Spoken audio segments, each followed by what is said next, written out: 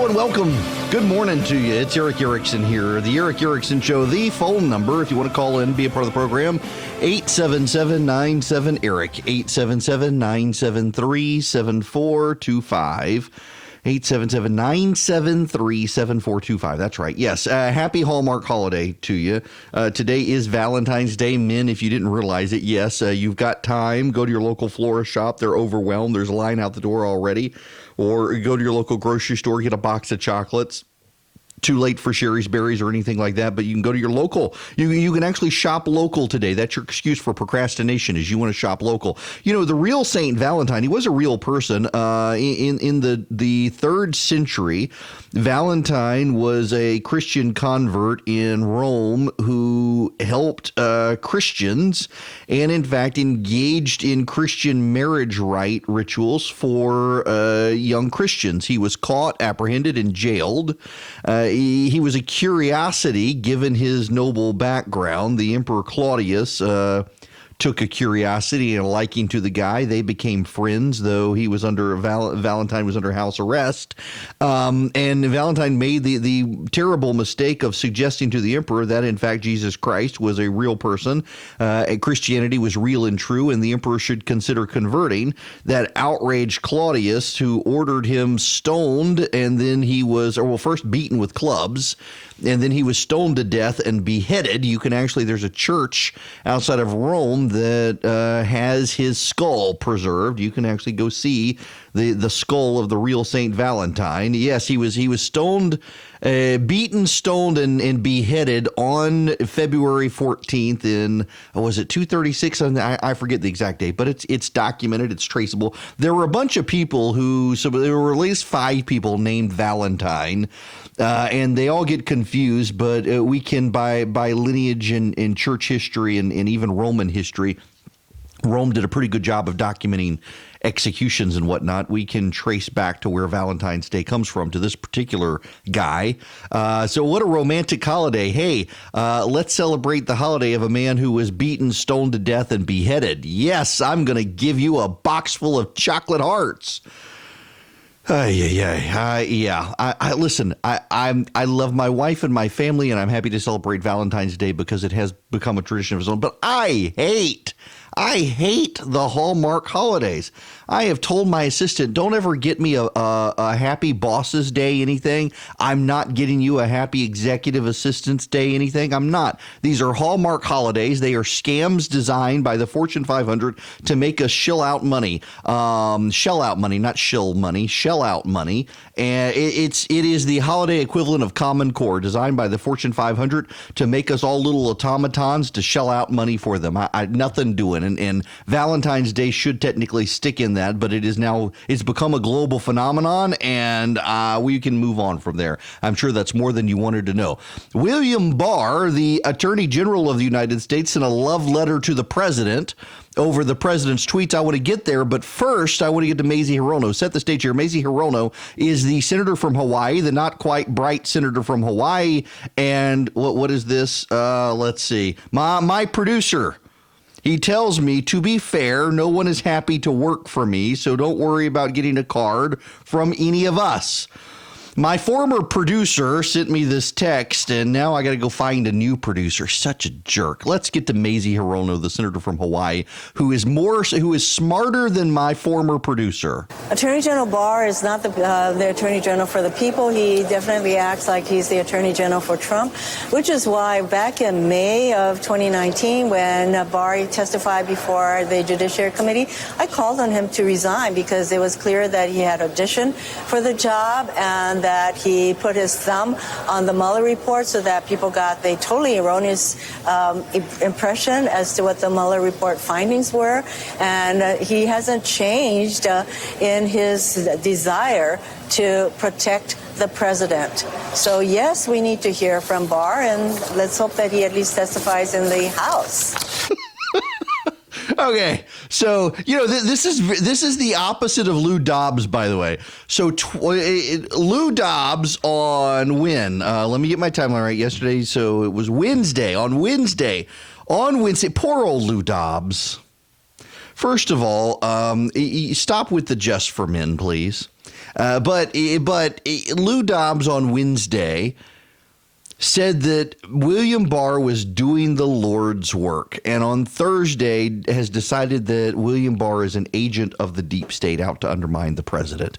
Here's what William Barr said to ABC News. The U.S. Attorney for the District of Columbia signed off on, his name is on the recommendation that went in there. Yeah. How did that happen? On Monday, he came by to briefly chat with me and say that the team very much wanted to recommend the 7 to 9 year to the judge, but he thought that there was a way of satisfying everybody and providing more flexibility, and there was a brief discussion of that. I was under the impression that what was going to happen was very much what I had suggested, which is deferring to the judge and then pointing out various factors and circumstances. On Monday night,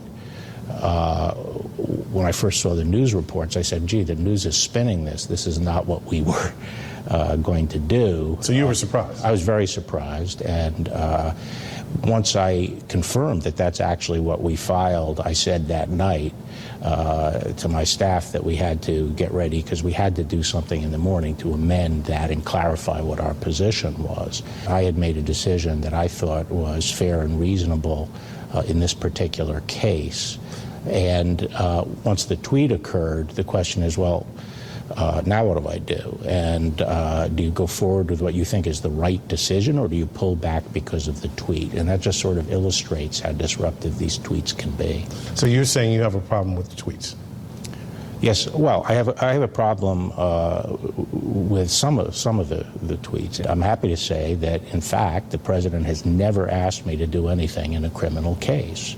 However, to have public statements and tweets made about the department, about our people in the department, our men and women here, about cases pending in the department, and about judges before whom we have cases, make it impossible for me to do my job and to assure the courts and the prosecutors in the department that we're doing our work with integrity. Now, I want to walk back through that. By the way, this is too funny. Twitter follower of mine, Frank Carr, referring to St. Valentine's, says, I thought maybe he died by being struck in the holiday checkout line at Kroger. Yes, that's actually how Valentine died. Okay, on Barr.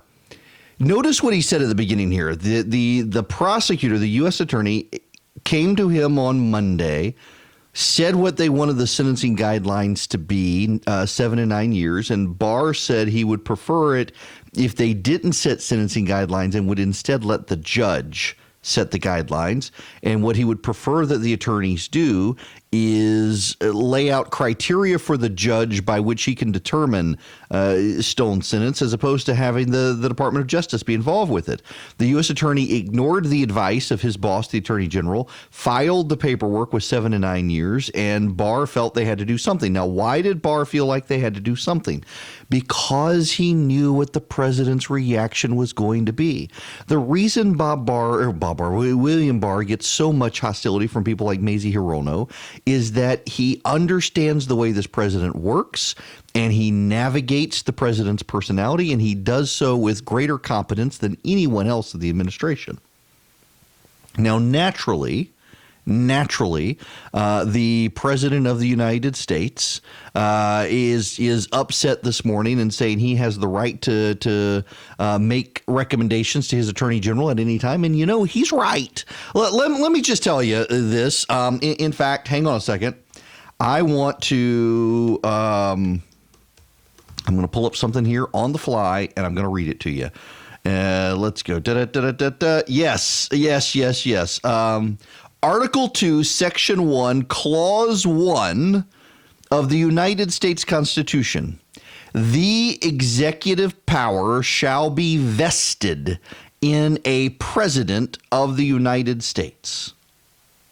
That is Article 1.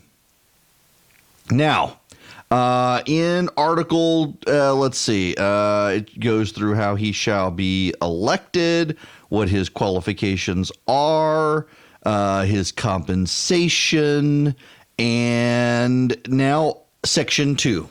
Article 1, Section 2, Clause 1.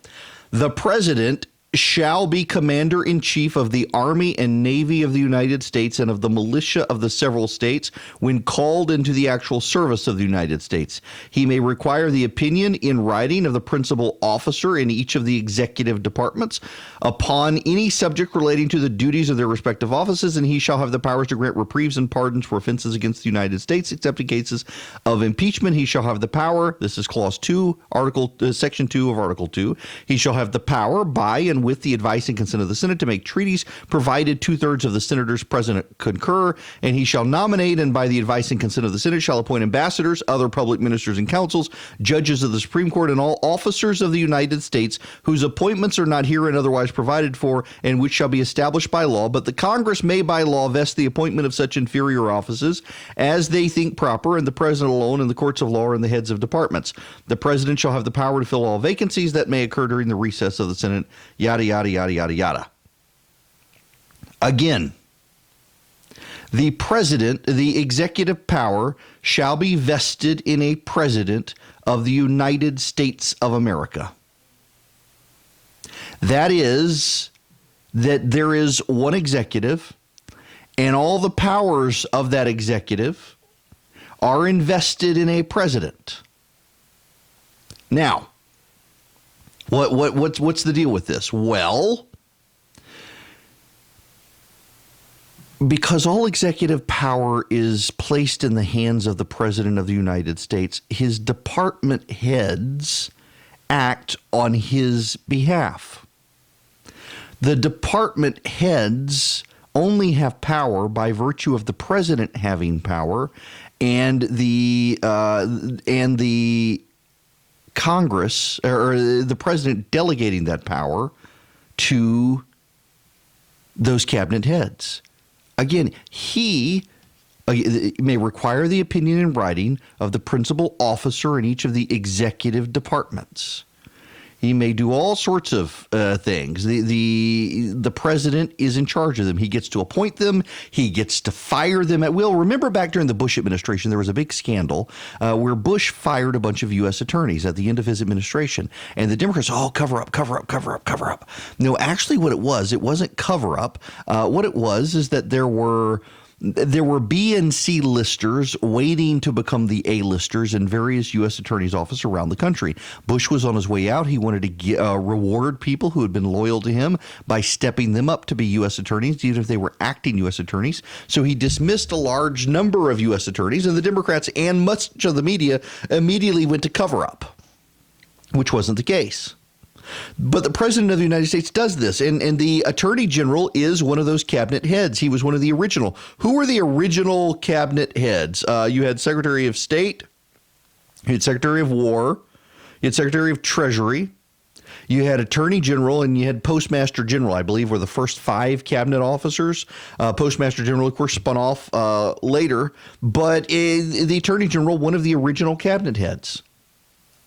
The Attorney General of the United States, his power flows from the president. He is inferior to the president. There's this idea by some liberal law professors, and some members of the Supreme Court have backed this, that the Attorney General is somehow separate from and has powers ancillary from, relating to, but derived elsewhere from the President of the United States. No. That's not what the Constitution says. The Constitution specifically says the executive power resides in the president. Again, the executive power shall be vested in a president of the United States. It does not say the executive power shall be vested in a president of the United States and such other people as Congress may allow. No, the executive power is vested in a president.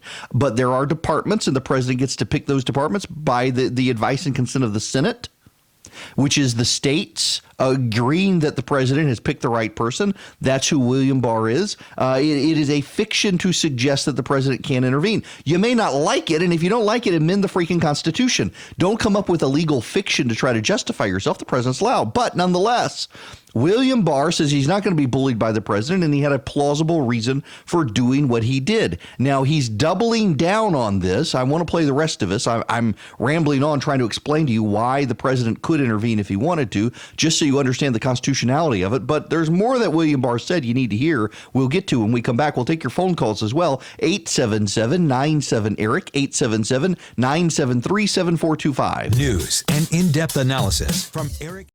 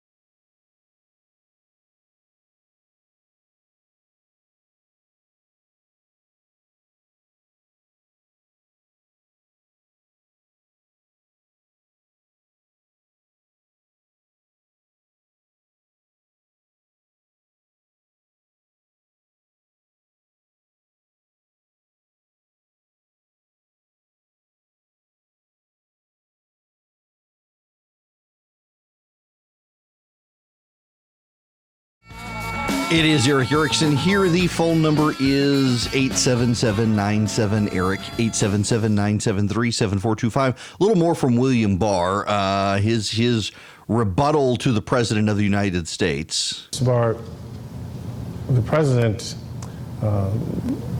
does not like to be told what to do. He may not like what you're saying. Are you prepared for those ramifications? Of course, as I said during my confirmation, I came in to serve as Attorney General. I am responsible for everything that happens in the department, but the thing I have most responsibility for are the issues that are brought to me for decision. And I will make those decisions based on what I think is the right thing to do, and I'm not going to be bullied or influenced by anybody, and I said at the time, whether it's Congress, newspaper, editorial boards, or the president. I'm going to do what I think is right. And I think I cannot do my job here at the department with a constant background commentary that undercuts me. So, just to be clear here, did you talk to the president at all about your decision regarding the recommendations? The recommendations on this case? Never. Anybody from the White House call you to try to influence you? No. There you have it, an express statement of denial from William Barr. One more clip from Barr on this. Does the president have the authority to just direct you to open an investigation and you have to do it? Can you help people at home understand, can he do that?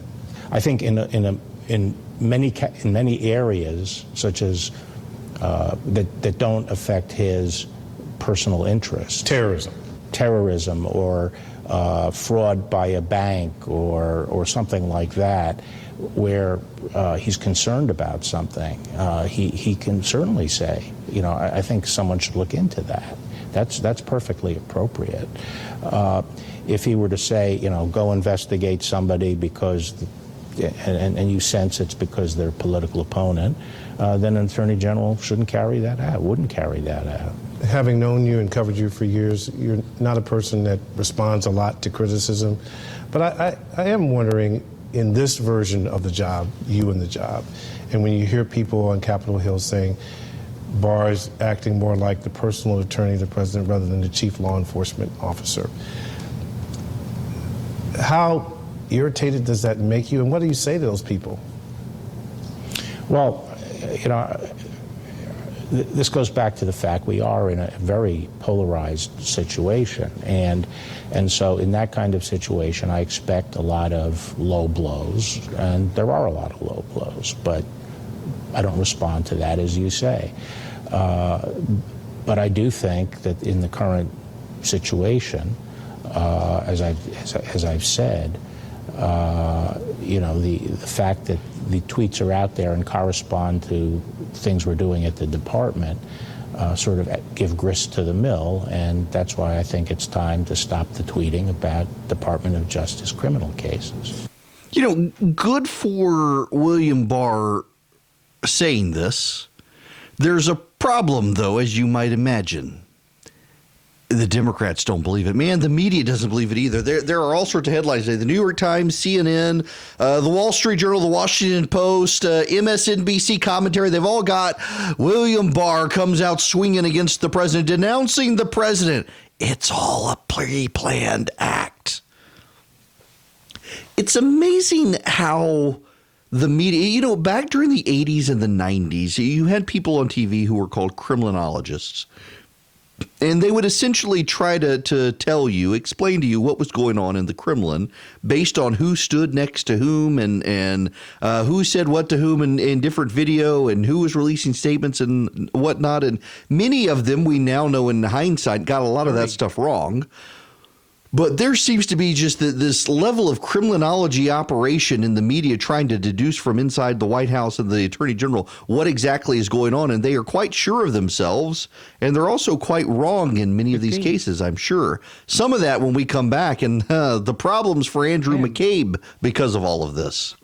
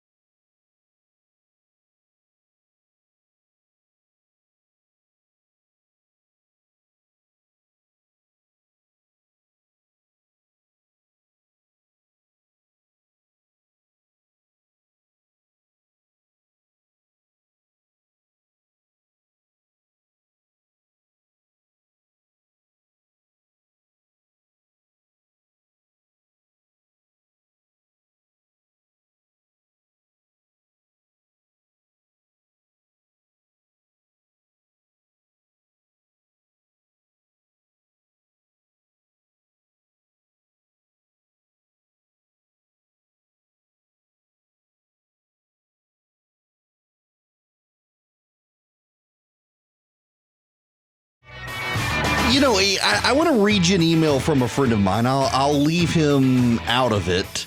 But let me actually there's one. This is me as a bad host here, but trust me, I'm a professional. Yes. Okay.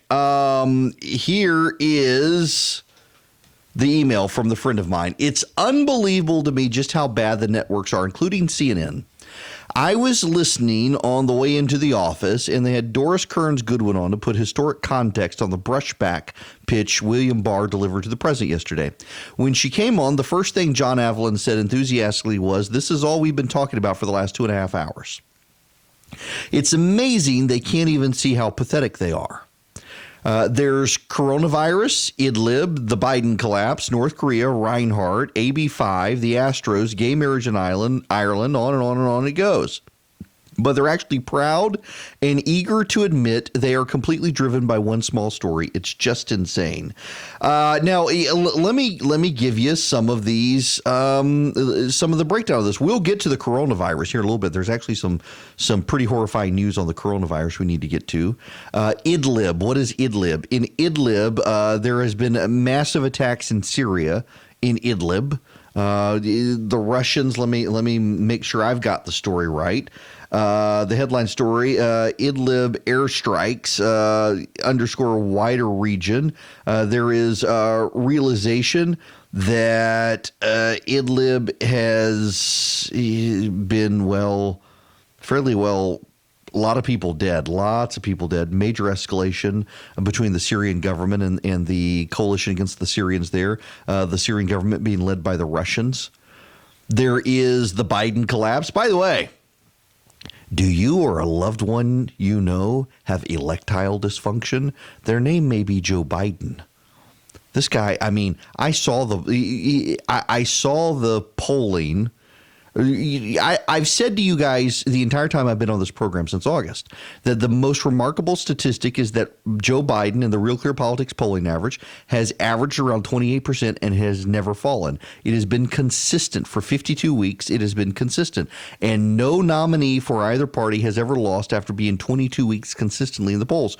Joe Biden has been 22 weeks consistently in the polls, and look at him. I mean, he's limp in the polls. It is a downward dip. He needs some electoral Viagra to get back up in the polls, and it's not going to happen for him at this point, it looks like. There's North Korea. The North Koreans are so overwhelmed with the coronavirus, they're asking for American help. There's Reinhardt. Reinhardt was the one I had to Google and interrupt myself. I thought it must be Stephen Reinhardt. Stephen Reinhardt is a judge. Stephen Reinhardt is a very popular progressive federal judge. They love him. They absolutely love him. He has a number of prominent law clerks now out in the media. He is a big deal. And now it turns out that Judge Reinhardt harassed law clerks. There is AB5. That is the ballot initiative in California that has caused freelancers to lose work. There's the Astros cheating scandal. Man, that press conference was terrible. Gay marriage in Ireland, and on it goes. And the media is fixated on this William Barr stuff. And, you know, it's the Trumpian soap opera on which they are fixed. And they've all got opinions on it. Here's Susan Hennessy, not the brightest star in the sky, on CNN. Yeah, I can't believe I'm about to be more cynical than Jeffrey Toobin, but I don't buy this for a second. Bill Barr is reportedly facing an internal revolt in the Justice Department, 4 prosecutors withdrawing from the case, 1 resigning from the department entirely. Reportedly, more resignations might be coming in the coming days. This is Bill Barr attempting to quell that revolt by making a big splashy statement. And the reason I think we can say that Bill Barr is not being genuine in this statement is because he's claiming that he was acting in good faith. That in this one case in which the DOJ has a process for considering sentencing recommendations, that process isn't perfect, but it is designed to be apolitical. When that process produces produced a result that was unfavorable to one of the president's political cronies. And in only that case, and in no other case, Bill Barr intervened. Now, whether or not he saw the president's tweet or that was acting on the president's direct request or not, that is political interference. And so the idea that Bill Barr is expecting us to believe that this is just a bespoke concern about criminal justice reform, one sort of Trump crony at a time, it just defies, it defies logic, it defies belief. And I really do believe that this is just about theater and attempting to hold the line with his own staff within the department. What about verbal diarrhea? Good Lord. Here's the thing. William Barr, whether you like him or not, and there are a lot of you out there who don't like him, who are upset with him for going after the president as he did on TV with ABC News. There are a lot of you who don't like him because you think he's covering for the president. The man is an institutionalist. He's been attorney general before. He was George H.W. Bush's attorney general. There was bipartisan, and here's the thing, behind the scenes, I know enough of these people in Washington. Behind the scenes, Democrats and Republicans alike like William Barr. In public, the Democrats have to fundraise off the angst over William Barr, but behind the scenes, they actually like William Barr. And the reason they liked William Barr is because they believe he's a steady hand. One of the things that William Barr knows is the president's temperament. So he obviously knew when a U.S. attorney comes to William Barr and says, hey, I think we're going to go 7 and 9 years on Roger Stone, and William Barr knows that no one similarly situated to Roger Stone has ever gone 7 and 9 years. He knows they got to do something, and the smartest way to do it is to put it on the judge, not the Department of Justice. Why? Because they got to maintain the good graces of the courts, but also they got to maintain the good graces of the President of the United States. William Barr is a masterful player. And the U.S. attorney didn't listen, and Barr had to do what he did. And in doing what he did, the media said, oh, he's doing what Donald Trump wanted him to do. No. He's doing what he needed to do to head off what Donald Trump did. Unfortunately, the U.S. attorney didn't listen. So now Barr has come out and he's you heard him on ABC News say, no, the president didn't talk to him. He did it because it was the right thing to do. He's not going to be bullied by anybody, including the president of the United States. But the president's tweets have made it impossible for him to do his job. You know, the Department of Justice has to keep its integrity with the federal courts. If the Department of Justice can be bullied by the president into doing something the Department of Justice doesn't think is right, it causes all sorts of problems for the Department of Justice. What's so amazing here, though, is twofold. One, that members of the media are playing up the drama, and two, that a lot of them are saying, well, he doesn't really mean it. He's just playing to the crowd. How do you know? Those who are sure of themselves, like Susan Hennessy, who, again, she's not the brightest star in the sky when it comes to this. I mean, she is she's in the list of people broken by Donald Trump. Everything Trump does is bad. If Donald Trump were to come out tomorrow and cure the planet of global warming, she would denounce him for putting a bunch of scientists out of work. William Barr did what he thought was right. And he shouldn't be denounced for doing what he thought was right. And yet the media plays up the soap opera and misses so many other stories. And I don't want to be in the same boat as the rest of the media on this. CNN's gone for 3 hours now on the William Barr stuff. I want to move on, but there is one angle we need to discuss here. And I want to play this Jeffrey Toobin clip about Andrew McCabe. Andrew McCabe continuing to be investigated by the Justice Department for whether or not he tried to undermine the president or leak inappropriately FBI information. Trump repeatedly said that Comey deserved to be charged, according to their account. Can you, expletive, believe they didn't charge him? Trump said on the night of the decision, those people said. So that goes back to Trump's enemies list. Do you think the DOJ? Well, I mean, you can have grievances with James Comey. The idea that he committed a crime is absurd.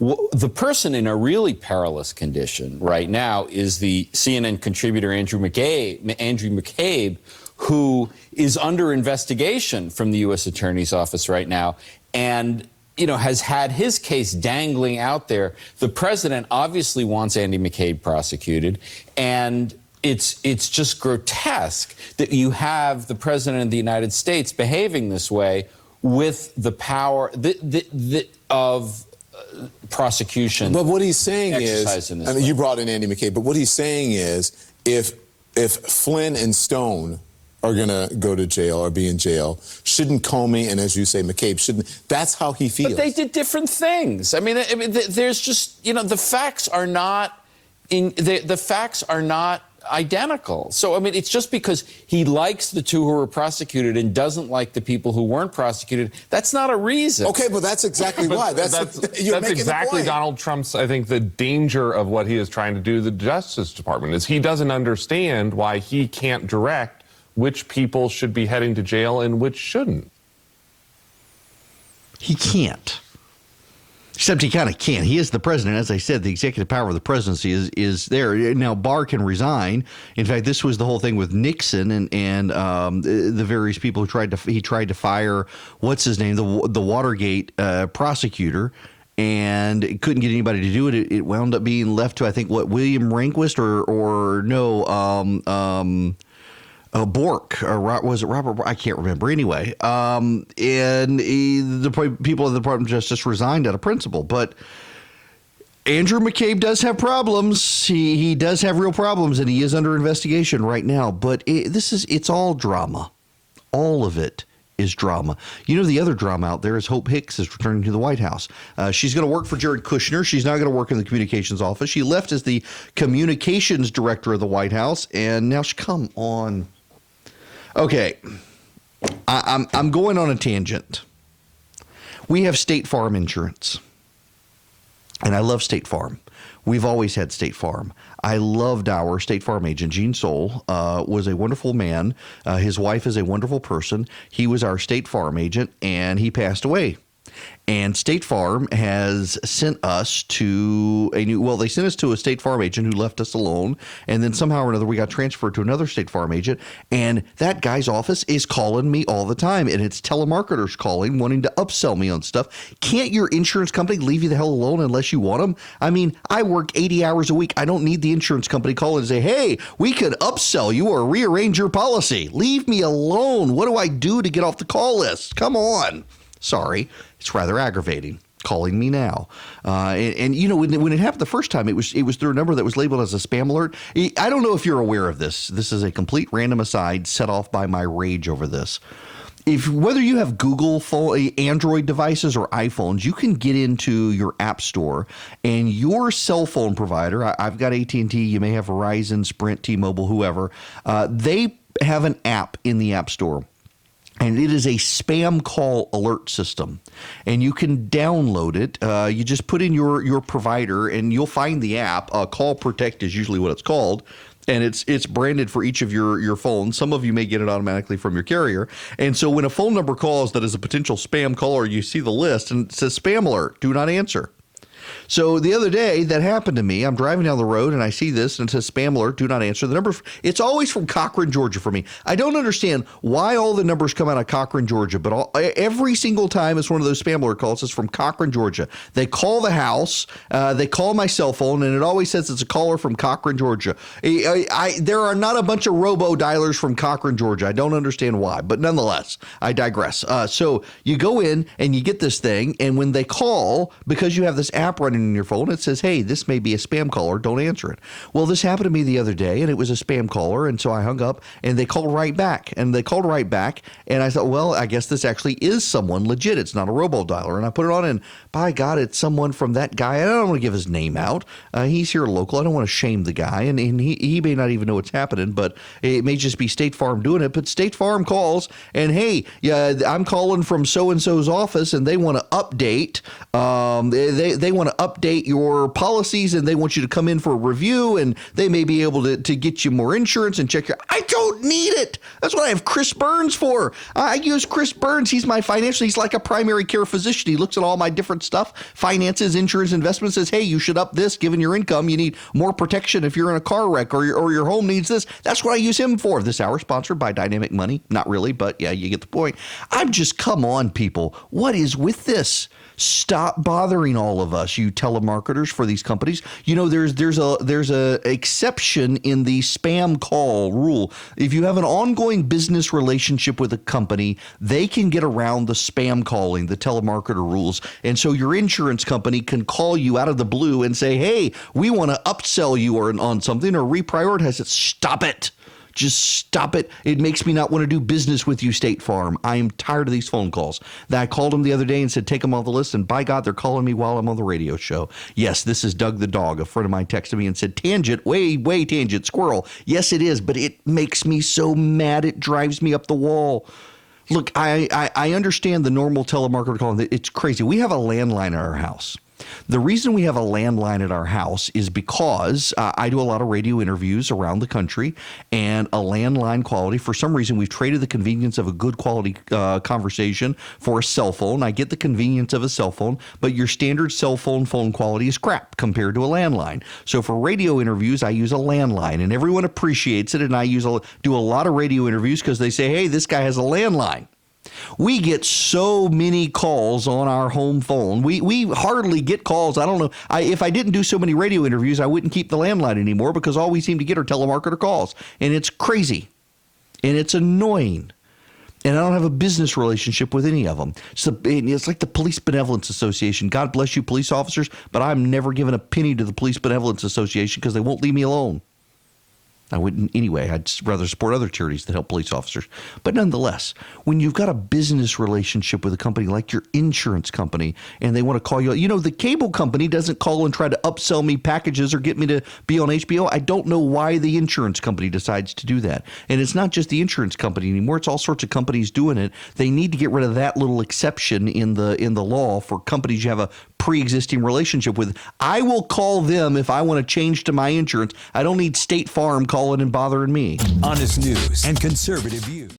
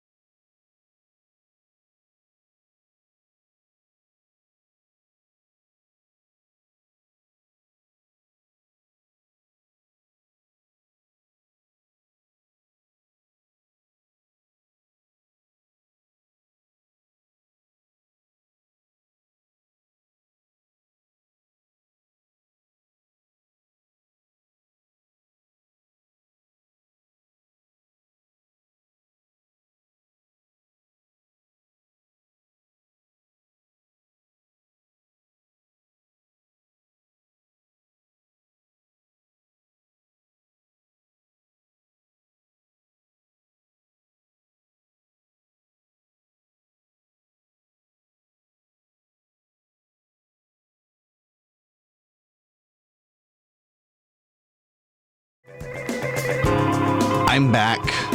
I will get off my distracted tirade. We will move on to other things. Man, all the stuff I was going to talk about this hour, and it all got... I haven't even gotten to Bernie Sanders yet. We spent so much time on poor old St. Valentine being beheaded and Hallmark making money off his dead body and William Barr. I haven't even gotten to it. But I gotta mention Colin Kaepernick. Got to mention him, Colin Kaepernick. He's self-publishing. He's creating a publishing company, and Kaepernick is going to he's gonna publish his book, and it's going to be all social justice and what he's still doing for the cause. Is he still relevant? The media talk about overplaying your hand. This is one of the problems with current quasi celebrity status, with woke celebrity status, I should say, because he isn't a quasi celebrity. He is a celebrity, but he is largely right now a celebrity because of woke politics, kneeling, taking a knee during the anthem. And at first he said it was about the police brutality. He wanted to highlight police brutality, but his reasoning morphed over time from the injustices of colonialism and imperialism of this country and all that hoo-ha. And now he's out there saying he's going to publish his book. Does it matter? He came to Atlanta. He was going to do that thing at the Falcons facility up in Gainesville or Flowery Branch, wherever it is. And then at the very last minute, 30 minutes before he was supposed to show up, all of the teams were there. The scouts were there. They were ready to go. But it wasn't going to be televised. It wasn't going to be videotaped. It was just going to be for them. And he decided, no, someone convinced him, hey, do it at a local high school football field in Riverdale, Georgia, and live stream it so those who wanted could watch. And he invited the media. All the media showed up, but none of the scouts showed up. And he wasn't super impressive. The guy who was helping him was apparently super impressive and got an offer from a football team, but Kaepernick was not. And then, of course, they tried to blame the NFL teams. That's not the way you do it if you want to get a job with an NFL team. You don't screw up their schedules and then throw them under the bus. That's not the way it works. He sounds like such a pleasant guy. Sounds so pleasant. Sounds like he couldn't cut it, and he's decided to capitalize on wokeness. And I'm sure there's someone that's like, you couldn't do what he did. No, I don't pretend to be an NFL quarterback. I barely understand the game. I grew up in Dubai. I can explain camel racing and cricket to you. But Kaepernick, I mean, and then poor Garoppolo, they blew it with the Super Bowl. But hey, I was rooting for Kansas City anyway. Nonetheless, Kaepernick, it seems like every couple of months now, he's got to come up with some way to stay in the spotlight. He's got to find a way to stay in the spotlight, and the media eats it up because of his woke politics. But even the media seems to be getting tired of his nonsense. The fact that he's decided to create a publishing company to publish his memoir, I wonder if he's lobbying to get the publishing rights for Das Kapital or something. It wouldn't surprise me, or something else from Karl Marx. We'll see. When we come back, let's talk about an exploding star. Imagine.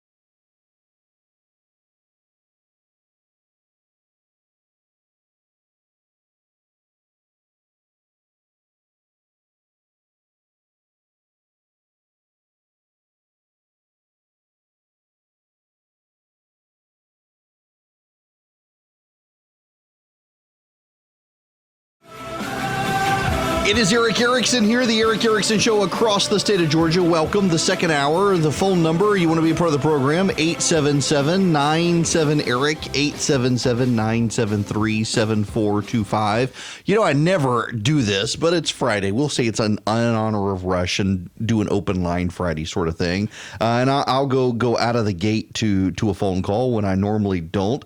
All right, I'm going to screw up your name, aren't I? Is Javi, how do you pronounce your first name? Javi. I got it right. Excellent. Welcome. Hey, glad to be part of the show. Yeah, I just had a quick question.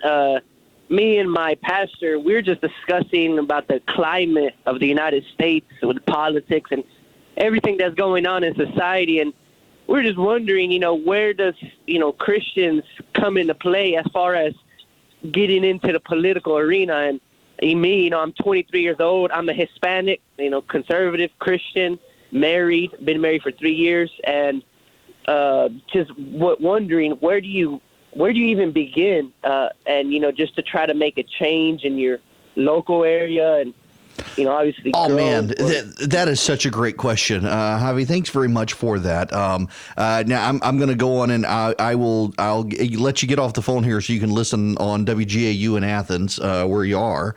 That's our flagship station anyway. How do you, as a young Christian who's conservative, Hispanic, get involved in politics?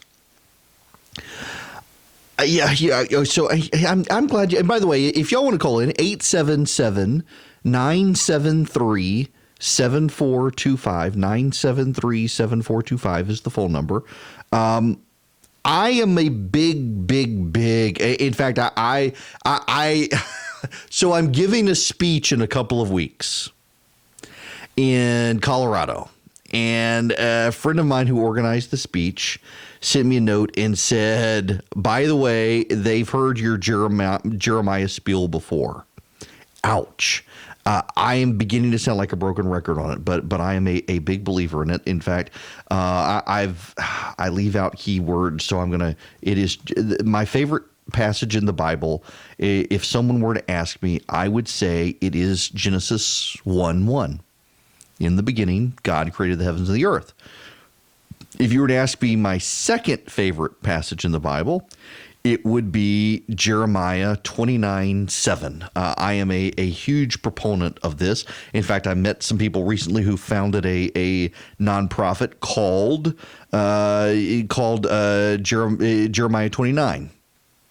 Let me read you the fuller passage for context here. This is your theology moment of the day, I guess. I had something I was going to talk about that's somewhat theology, but to Javi's point, this is actually a great question. Question is, how do I, as a young conservative Christian, get involved in politics, particularly the way the country is right now? Frankly, I mean, it seems like you're going to lose your soul in politics these days for tribalism, and you shouldn't. I try to thread the needle, sometimes better than other times on this show, calling out right and wrong on both sides. But let me read this fuller passage to you, and we'll focus on the key phrase here. We'll have Sermon Friday. How about that? These are the words of the letter that Jeremiah the prophet sent from Jerusalem to the surviving elders of the exiles, and to the priests, the prophets, and all the people whom Nebuchadnezzar had taken into exile from Jerusalem to Babylon. This was after King Jeconiah and the queen mother, the eunuchs, the officials of Judah and Jerusalem, the craftsmen and the metal workers had departed from Jerusalem. The letter was sent by the hand of Elisha, the son of Shaphan, and Gemariah, the son of Hilkiah, whom Zedekiah, king of Judah, sent to Babylon to Nebuchadnezzar, king of Babylon. It said, these are the words of the prophet Jeremiah. Thus says the Lord of hosts, the God of Israel, to all the exiles whom I have sent into exile from Jerusalem to Babylon. Build houses and live in them. Plant gardens and eat their produce. Take wives and have sons and daughters. Take wives for your sons and give your daughters in marriage that they may bear sons and daughters. Multiply there and do not decrease. But seek the welfare of the city where I have sent you into exile, and pray to the Lord on its behalf, for in its welfare you will find your welfare. And thus says the Lord of hosts, the God of Israel, do not let your prophets and your diviners who are among you deceive you, and do not listen to the dreams that they dream, for it is a lie that they are prophesying to you in my name. I did not send them, declares the Lord. Pretty powerful stuff. Now, notice this is Jeremiah is saying it's not Nebuchadnezzar who sent you into exile. It is God himself who sent you into exile. And what is his advice? His advice is to build a house, plant a garden, get married, have kids, have big families. To establish yourself in the city in which you're in exile. And then this is Jeremiah 7. Seek the welfare of the city where I have sent you into exile. Pray to the Lord on its behalf, for in its welfare you will find your welfare. Now, to Javi, who called in, who's listening in Athens, that doesn't mean the United States for you. Doesn't mean the United States for any single person listening to this program today. You know, words mean things, and words in the Bible mean things. I have an awesome program where I can run my cursor over the word, and it tells me in Hebrew as it was written, what does it mean? And the word city used by Jeremiah does not mean nation. It does not mean empire. It actually means city, no greater than province. So no greater than state, in other words, in our situation. It does not mean empire. It does not mean nation. It does not mean the United States of America. It means, for Javi, who called, Athens, Georgia. If you're listening in Rome, it means Rome. If you're listening in Dalton, it means Dalton. If you're listening in Brunswick, it means Brunswick. If you're listening in Macon, it means Macon. If you're listening in Columbus, it means Columbus. You got me? You got me. Seek the welfare of the city in which you are in exile and pray for it, and there you will find your welfare. How many of you pray for your city? The Bible says to pray for your leaders. It says to pray for your officials. Pray for the emperor. Pray for the king. Pray for the president. Pray for the vice president. Pray for the cabinet. Pray for Nancy Pelosi. But pray for your city. How many of you are praying for Athens, Georgia, who are listening in Athens, or Clarksville, who are listening in Clarksville? But more than that, it means don't obsess about the nation. Obsess about your local community. We as conservatives, we tend to get fixated and worked up on this idea of Washington is going to change things. We need to control Washington. The left certainly is. The left has traded religion for politics. Politics has become their religion, and controlling Washington controls the church of state. But you as a Christian are called to be different from the rest of the world. If you're a person of faith, you're not to be like the world. You're to be like a Christian. You're to be like the exiles. You're to seek the welfare of your local community.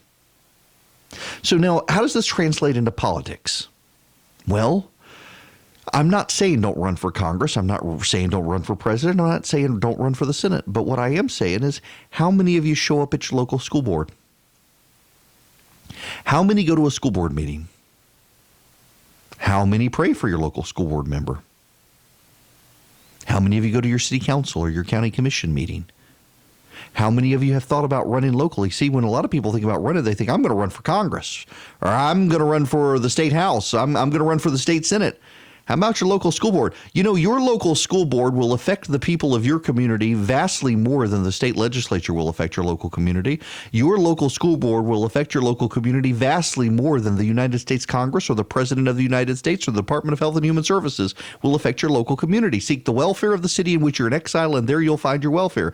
You want to get involved in politics, or run for national office if you want to run for national office, but consider running for school board. Consider running for city council. Consider running for a local position. Consider volunteering. Consider having your church, instead of sending kids off to Acapulco to hammer nails and work on suntans, to go out into the local community and pick up trash, to go into the inner city and help repair roofs and put paint on houses and mow the grass for the poor people in the local community. Consider having your church raise money to pay off the medical bills of people in your community, not just the people in the church, but the people in the community. You know, the things that set Christians apart in the Roman Empire and that made them persecuted? There were a number of factors, but one of the factors was that the local Christian community wasn't just about taking care of the local Christian community. The local Christian community in the Roman Empire would try to take care of other people, would go to the town dump and rescue the children. You know what an abortion really was, and an abori really was, where the word abortion comes from? They would leave the children in the town dump.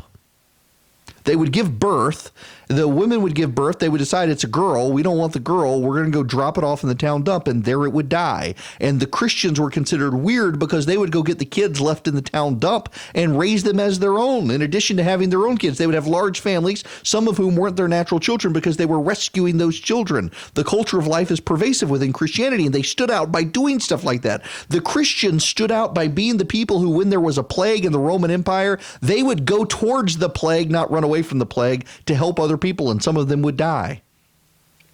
Much like you see that the major American healthcare workers who go to help with Ebola in Africa, or probably now the coronavirus in China, but particularly the Ebola in Africa, they're Christian missionary doctors. They go where angels fear to tread. They go in Jesus' name to help other people. But all you got to do is go into your backyard, seek the welfare of the city in which you're in exile, and there you'll find your welfare. You are in exile. You're a pilgrim traveling through this world headed home to eternity. And you fixate on Washington, D.C. at your peril. That's one reason I try to weave in local stories. I don't want to always be a Georgia show. I really would like a national show. And I've got to fixate and convince myself and convict myself that there are stories nationally or there are stories locally around the country that I can raise to a national profile, but also to encourage the people in those local communities. You gotta worry about your local community. Worry about your local school board. Do you know up in Bartow County, Bruce Thompson is the state senator up in Bartow County, and he every Christmas, I've mentioned this before, he gets all the local pastors from all of the churches in Bartow County to come to his house for dinner. You've got Mormon, Methodist, Jewish, Catholic, Orthodox, Baptist, Pentecostal, Presbyterian, you name it. They're all under his roof together at one time, seeing each other face to face, vastly different theologies from each other, but all with the exception of the Jewish rabbi, all of them working in the name of Jesus. And do you know what those churches have done since they've been getting together at his house? All of them with skeptical, different theologies. Some of them looking at the others thinking you're not a church, you're a cult. Some of them looking at others thinking you're going to hell. Some of them looking at others thinking you're denying people access to Mary. It doesn't matter. They all come under his roof, and in the name of their Lord that they believe in, they seek the welfare of the community in which they live. And you've got these churches now in Bartow County coordinate with each other on volunteers to go into local schools, and so every local school in every local classroom has a volunteer from a church who is in there helping the teachers in those classrooms. And the literacy rate is up, the math rates are up, and it's local churches seeking the welfare of the cities in which they are in exile because they know there they'll find their welfare. If you're a Christian in politics in the United States today, it is a crazy time to be in politics because everybody wants you to be a brain biblical donkey for your side. And there are a lot of things that this president does that if you're a Christian, you can't applaud. And it's horrifying to see some Christians do it. But you know it. Deep down, you know it. Don't get mad at me for saying it. You know it. There are things. This president has cheated on multiple wives, including his current wife, cheated on her with a porn star while she was pregnant. And you can deny that all you want, but we know it's true. There's documentation that it's true. It's inappropriate, and people should not applaud that. They should call on him to repent. And half the Christians in Washington, D.C. are so transactional with this president, they're perfectly happy for him to go to hell so long as they get good policy out him while he's here. They have put the president's soul in jeopardy by never calling for him to repent and sharing authentically the gospel because they're so busy getting the scraps from his table, and that's unfortunate, and that's being a bad Christian, frankly. But also, these people have invested so much emotional energy in Washington, D.C., they haven't taken care of the widows, the orphans, the poor, and the refugees in their own community, and that's what you're called to do. Seek the welfare of the community in which you're in exile, and there you'll find your welfare. Avi, if you're still listening in Athens, and any of you around the state or the nation who are listening, be involved in your local community. Doesn't mean you got to run for office. But, you know, contra Cain, you are your brother's keeper. And your brother is your next door neighbor. Is the homeless man down the street, the guy on the park bench looking lost, the Alzheimer's patient lost wandering the street looking for his way home. Seek the welfare of the city in which you're in exile. That's where you're going to find your welfare. And when the great persecution finally comes, it'll be the people in your community who have your back, not the abstract values of Washington, D.C., because the people of your community saw you having their back when you didn't have to do it. News and in-depth analysis from Erick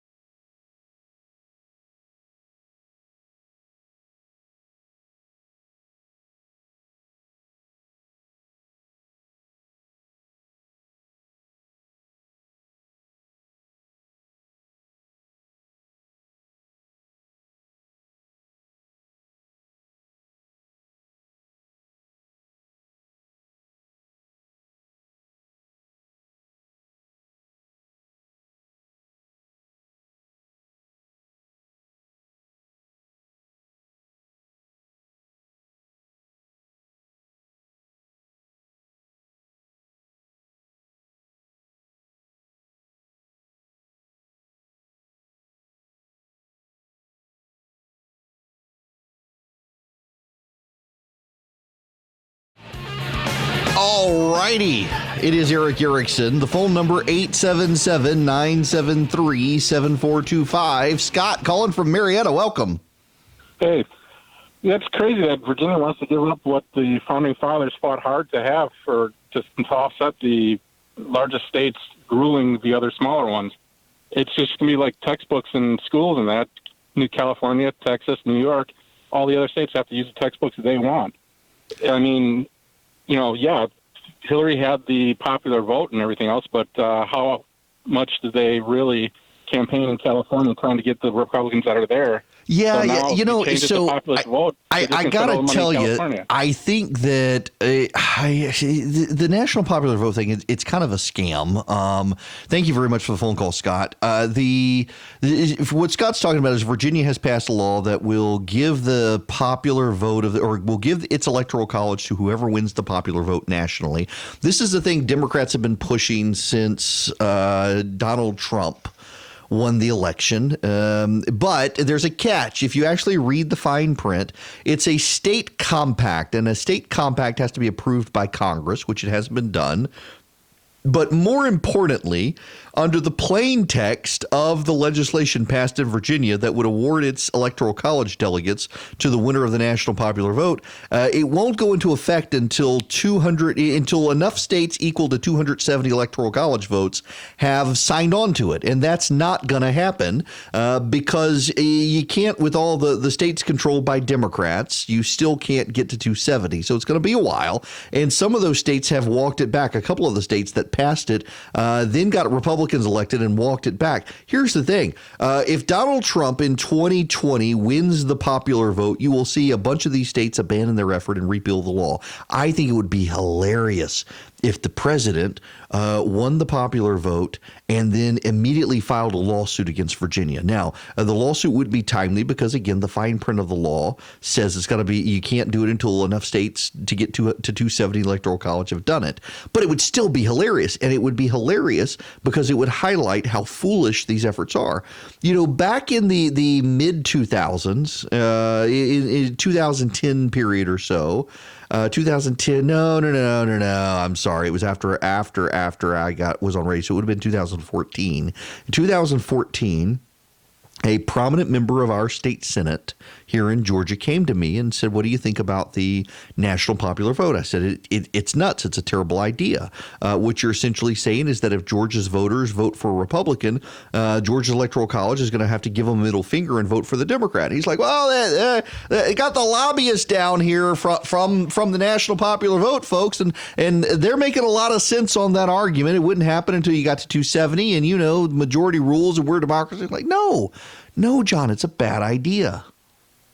And he was ultimately persuaded it was a bad idea. But the lobbyist is now a huge Donald Trump guy. And what's so hilarious about it is the particular lobbyist from up north who was coming down here trying to lobby the legislature on it is now an opponent of it. Now that the president won but lost the popular vote. Democrats, the moment a Democrat wins but loses the popular vote, those legislatures that pass this will immediately repeal it. This is all a dog and pony show, and it's not actually going to go anywhere. I wouldn't get too worked up about it, honestly, because you got to wait until you get to 270. And when you look at the number of states out there to get to 270, they've either got split legislatures or they're run by Republicans, so it's probably not going to happen. The phone number, if you want to be a part of the program, 877-973-7425, 877-97-ERIC. You can also text the word recipe to 33777. Now, I know I've been bad about this, but I promise the weekend is upon us. I will find a recipe. I don't know what it is, but I will send you a recipe. It's going to be cold, so maybe something I may have to send out my baked potato soup recipe. It's actually my wife's baked potato soup recipe. But I will get you a recipe for cold weather. And I suppose in North Georgia, there are reports that there may be snow flurries this week. It's crazy. Our weather cannot make up its mind. It's got schizophrenia. Now, when we come back, I actually had something I wanted to talk about this hour, and I want to talk about Beetlejuice, not the movie Beetlejuice. No, I actually want to talk about the star. And then I actually want to talk to you about a Baptist church. I did not mean for today to be Theology Day. I really did not mean for today to be Theology Day. But there is a Baptist church in North Georgia. Well, it's in Decatur. I shouldn't say North Georgia. It's in Decatur. And it's run to the media to cry. And at least that's my impression of the story. I could be wrong about that, but it seems like that they've run to the media to cry. And I want to discuss this with you, this issue, when we come back. There is other stuff we got to talk about as well, including this bizarre New Yorker piece on why Pete Buttigieg apparently is not gay enough for gay voters. It's crazy. I want to explain it, though, when we come back right here on the Erick Erickson Show across the state of Georgia.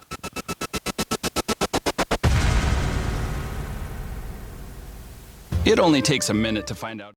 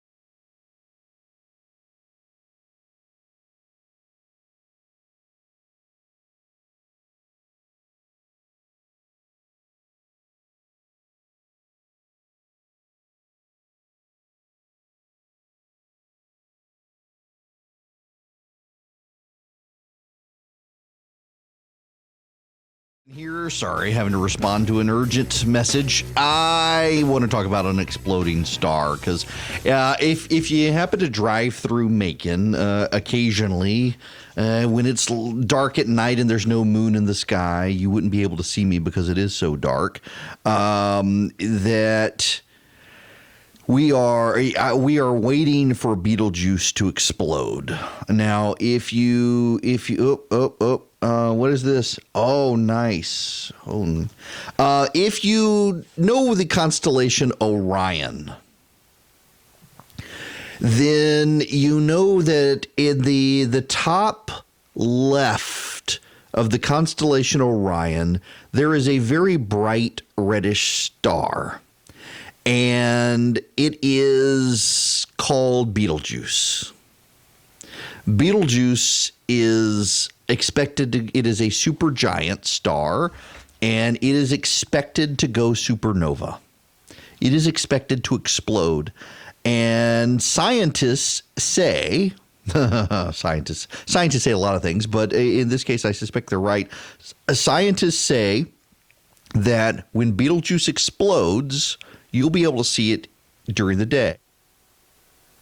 Sorry, I had to cut my mic, had to cough. You'll be able to see it during the day. And it'll be the brightest object in the sky besides the sun. That's how bright it's expected to be, even though it is far, far away from us. It may have already exploded, but the way light travels, we couldn't see it. Now, it's got less than 100,000 years left, and so Jesus may come back and sort the heavens and the earth before Betelgeuse explodes, but it's been dimming and increasingly dimming, and it goes through a cycle of dimming and brightening, and it is dimming outside the normal parameters of its cycle, which suggests that something rapidly is happening. And there are a ton of people who every night are staring at the fainting of Betelgeuse and expecting to have it explode. Now, there are some spoil sport scientists who would tell us that there could actually just be a dust cloud in front of the star right now, and that's why it's dimming so much more rapidly. There could be something we can't see in front of between us and it, and we're waiting to see it explode. But just a few months ago, it was 2.5 times brighter than it is right now. It's the 10th brightest star in the sky. Over the past few months, it's dimmed so dramatically, it's now ranked the 24th brightest star in the sky, and it has astronomers wondering if it really is about to explode. This is from CNET. Put it to you this way. The change in scale means that Betelgeuse was 2.5 times brighter in September than it is right now. The most recent photometric observations indicate Betelgeuse is currently the least luminous and coolest it has been in 25 years of studying it. It's nearing the end of its life. It's expected to go supernova in the next 100,000 years. It's first going to shrink and collapse in on itself and then rebound in a remarkable explosion that could be brighter than the moon and visible during daylight. It's possible we're starting to see the end of the death throes now, but it could be something else, they say.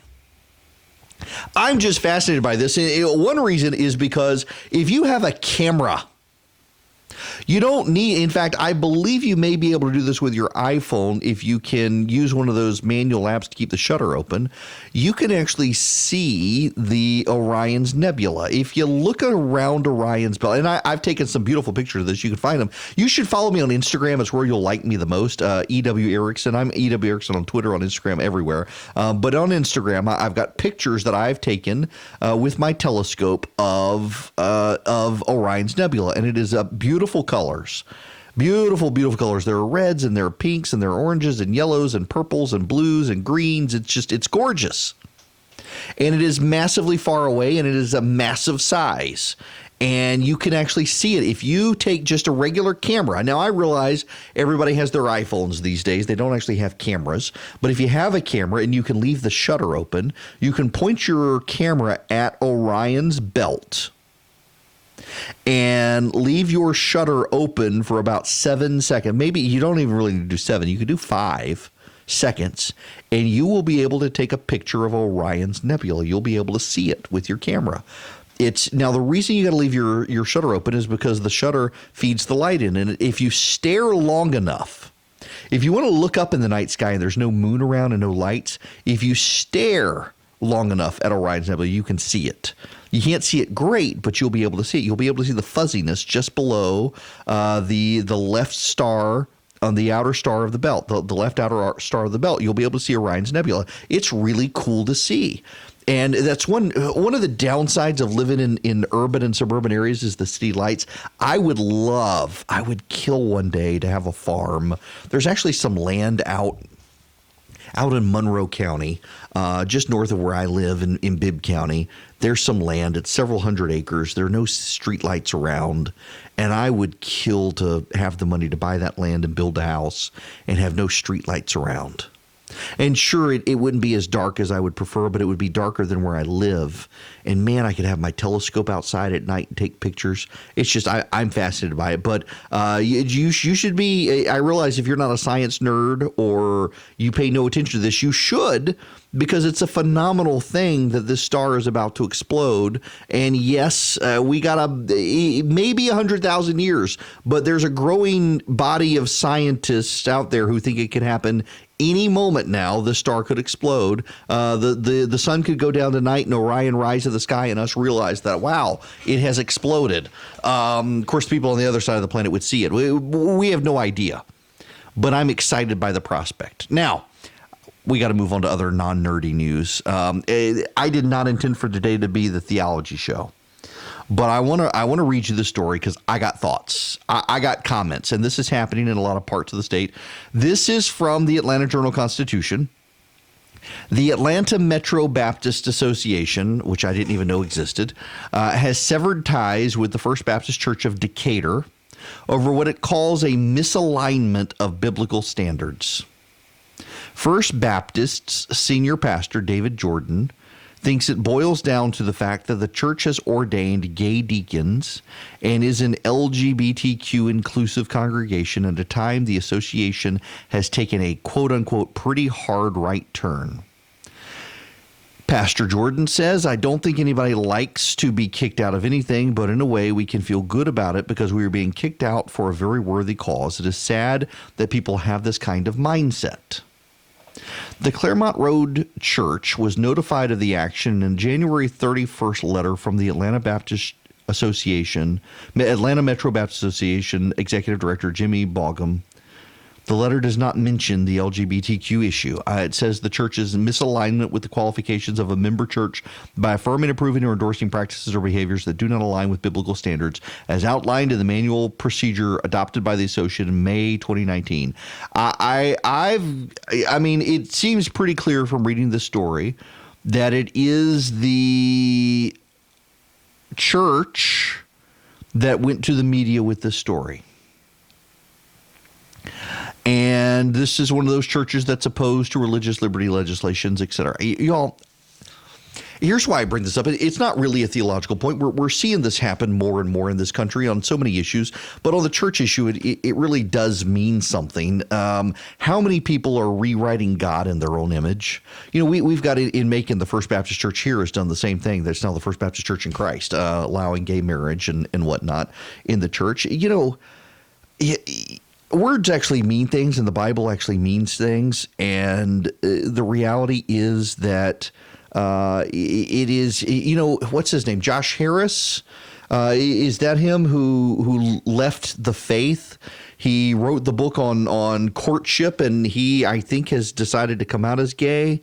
And now he's divorced his wife, and he said he's got to leave the Christian faith because the Christian faith is not compatible with the way he sees the world now. And at least he's honest about it. And that's what kind of makes me mad, honestly, is the people who can't be honest about their faith. That they want to be, you know, I could come out tomorrow and say that I'm Zoroastrian, and it doesn't make it so. And believe it or not, there are issues and values that separate Christianity from the rest of the world. A Christianity that looks just like the world isn't actually Christianity, because the things of the world are opposed to the things of God.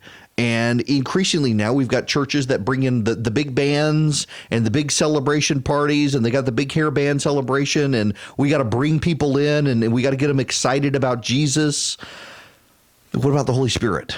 And again, I don't mean to make this theological, but somebody needs to say it, and I guess I'm the one who's got to say it. Scripture is very clear.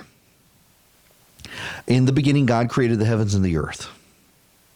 You can learn a lot about that very first line in the Bible. That's why I say it's my favorite line in the Bible. In the beginning, God created the heavens and the earth. And you know, in the actual Hebrew, it's actually fantastic in the way it's constructed.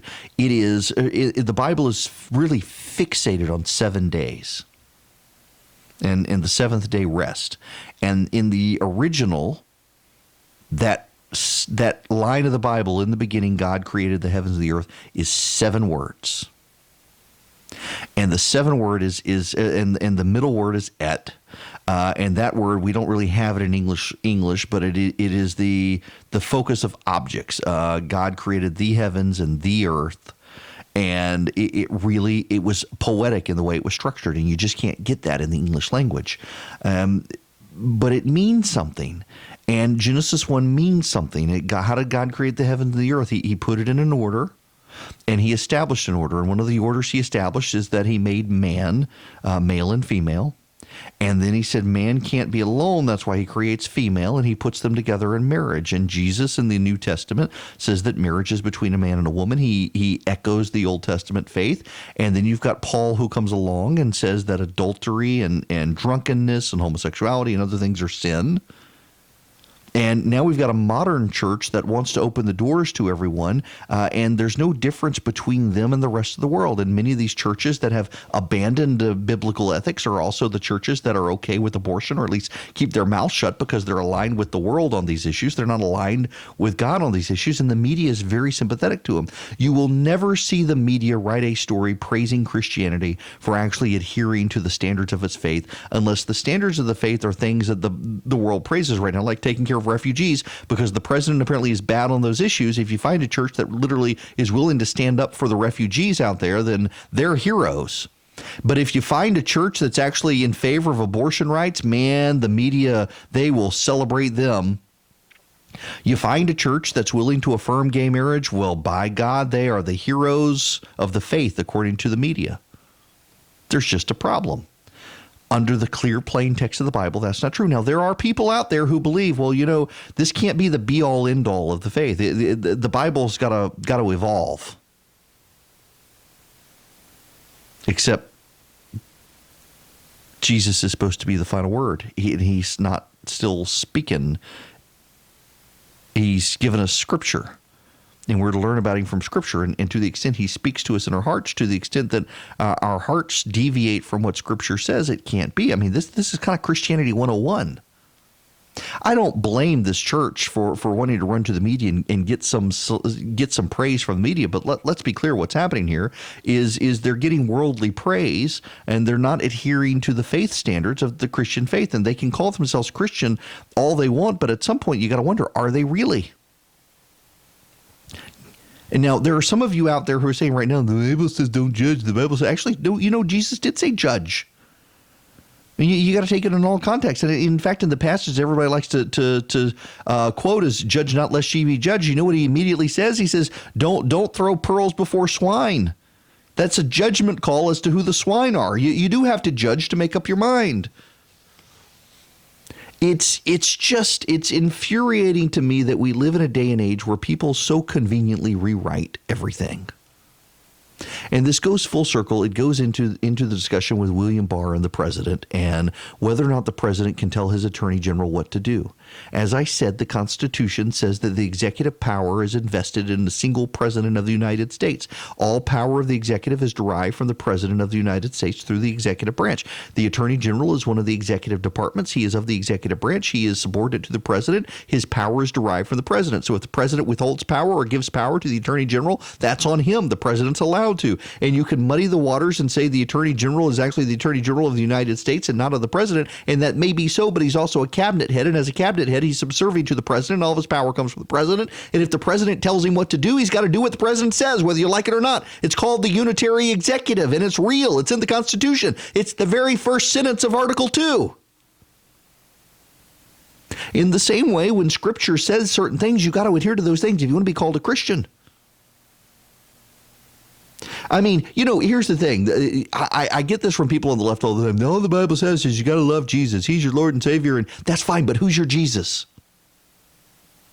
Because Albert Schweitzer, Albert Schweitzer was a genius. He won a Nobel Prize. He was a doctor. He was a philosopher, and he wrote a book on the historic quest for the real Jesus. And he went through all of these philosophers who, for years, have been trying to find who the real Jesus was. By the way, it is mainstream that the man Jesus. Let's take the divinity out of it. The man Jesus was actually real.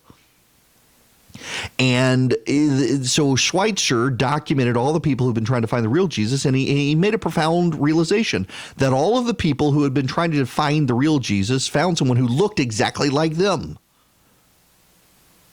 And so then what did Schweitzer do? He found a Jesus who is exactly like him.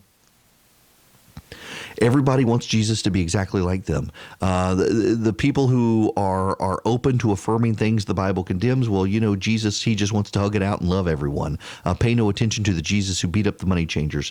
The people who don't like it at all, that they want to focus on the Jesus who beat up the money changers and threw the heretics out. I have discovered over the years that being a Christian is like walking a tightrope, and it's very hard to stay on. You drift too far one way or the other, you wind up falling off. You get into too much legalese or too much grace. Thankfully, we're all sinners. We all fall short, and he can put us back on the tightrope and keep us walking. But it's frustrating to me that in the late 20th and now the early 21st century, you pick the topic, not just faith. I use faith as the starting ground here, but on the Constitution, on faith, on life, on society itself. You got a bunch of people who decide that they're going to rewrite what words mean, and they're going to choose to redact the things they don't like. If I give someone the Bible and give them just the New Testament, forget the Old Testament, just give them the New Testament, and say, redact. If there's a portion of Scripture you cannot preach from, then you're doing your faith wrong. And for a lot of these people, there are portions of Scripture they can't preach from. You give me the Bible, I preach on occasion. I've been in seminary. I've been working on my PhD in theology. There's not a single passage of Scripture in the Bible I couldn't preach from. But for a lot of these progressive Christians, there are parts of the Bible they flat out can't preach from without saying it doesn't mean what it says. No, it all means what it says. You just don't like it. And you're using the media, the things of this world, to beat up the people of God who actually want to adhere to every page of Scripture. What about Leviticus? What about Leviticus? The people who say that don't actually understand what they're talking about. Well connected and well respected.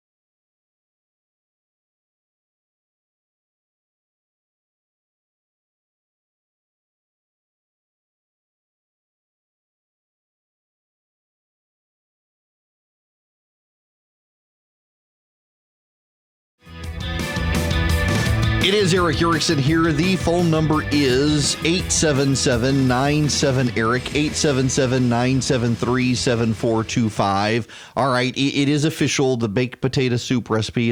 We got cold weather for the weekend, so the baked potato soup recipe will go out. It's got a pound of bacon in it. It is glorious. It is so unhealthy, and it is so delicious. And I haven't made it this year because it's been so warm, but I am going to make it. If you want to copy the recipe, text the word recipe to 33777. Really straightforward. The phone number you enter is 33777, and then you just send the word recipe. You will get an email, or you'll get a text message back saying what's your email address. And you send your email address, and it auto-subscribes you to the email list. And sometime around 12:30, you will get an email from me with the baked potato soup recipe, and it is glorious. So my wife loves baked potato soup. She had it for the first time. She was in Amelia Island with a friend of hers and went to a restaurant. It sounded good. She had it, and she liked it, but she thought she could do better. And she really dove in head first to trying to recreate the recipe, but also improving it. And man, did she hit the nail on the head. It is a fantastic recipe. It is delicious. It's got basically a pound of cheese and a pound of bacon in it, so it is not exactly a healthy recipe, but when it is cold outside and you need something filling, it is incredible. So text the word recipe to 33777. I will get out the baked potato soup recipe here in a little bit. I will keep taking your phone calls. We've got 30 seconds here, so I can't get any more calls in this segment, but when we come back, I will. The phone number is 877-97-ERIC. That's 877-973-7425 if you want to call. And we got to move on to other things, including the Russians are coming. The Russians are coming. There actually are local radio stations around this country who are turning over their signals to the Russian propaganda network, and you may not even know it. And there's actually a story there.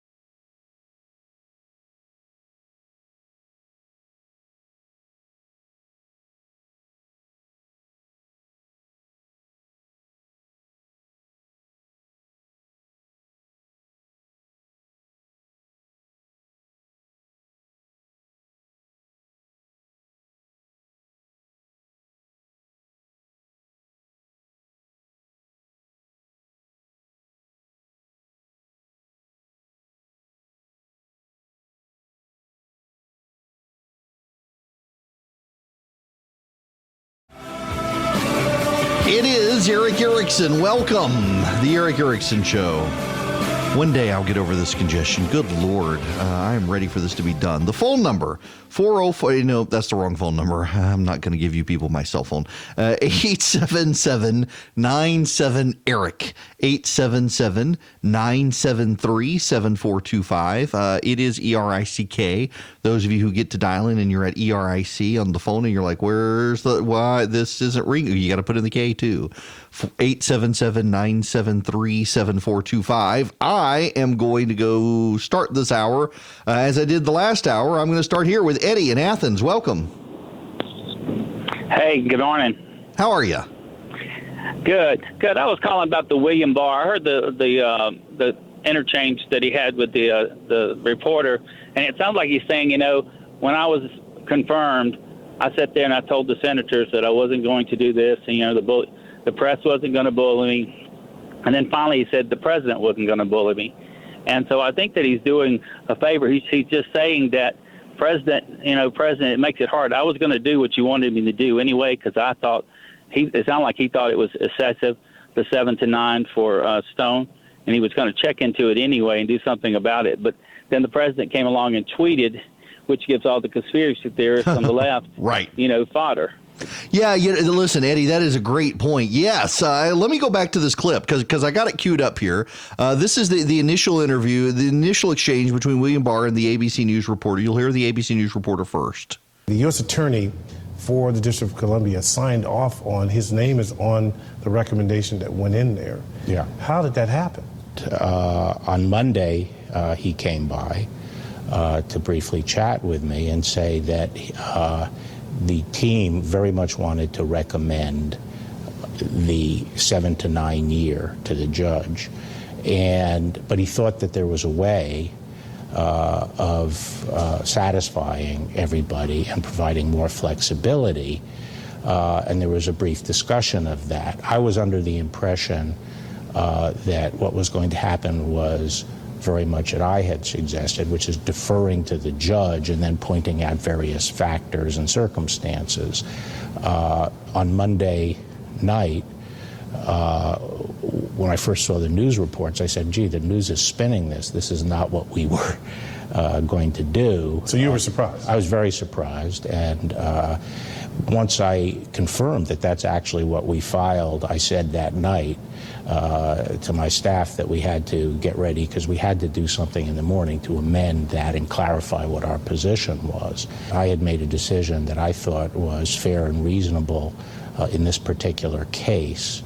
And once the tweet occurred, the question is, well, now what do I do? And do you go forward with what you think is the right decision, or do you pull back because of the tweet? And he didn't pull back. So, yes, William Barr was not going to be bullied by the president. He was going to do what he thought was right. And, the media conspiracy theorists out there just keep blowing him up over this stuff. And I don't think they should. And some of them, to be fair, some of the more reasonable voices at CNN, at least, are willing to give him the benefit of the doubt, but most of them aren't. Don Lemon and others are blowing him up. At MSNBC, of course, they're convinced that this is all spin and he's not really telling the truth. I like William Barr. And behind the scenes, a lot of the Democrats who are blasting him in public like William Barr. And Barr's a big boy. He gets the joke. These guys got to play to the crowd. And in playing to the crowd, they fundraise off their contempt for Barr. And it's kabuki theater. And he gets it. He understands it. He's willing to go along with it because he thinks it's the right thing to do, and I think it's the right thing to do. He's got to placate the president. He knows how to navigate around the president to do what he thinks is right, and he's going to do it. No reason to beat him up. 877-97-ERIC, 877-973-7425. There's a story in the New York Times today, and there are a couple of angles I want to take with this. Let me start out by reading you part of the story in the New York Times. When commuters spin the radio dial as they drive through Kansas City, Missouri these days, between the strains of classic rock and country hits, they can tune into something unexpected: Russian agitprop.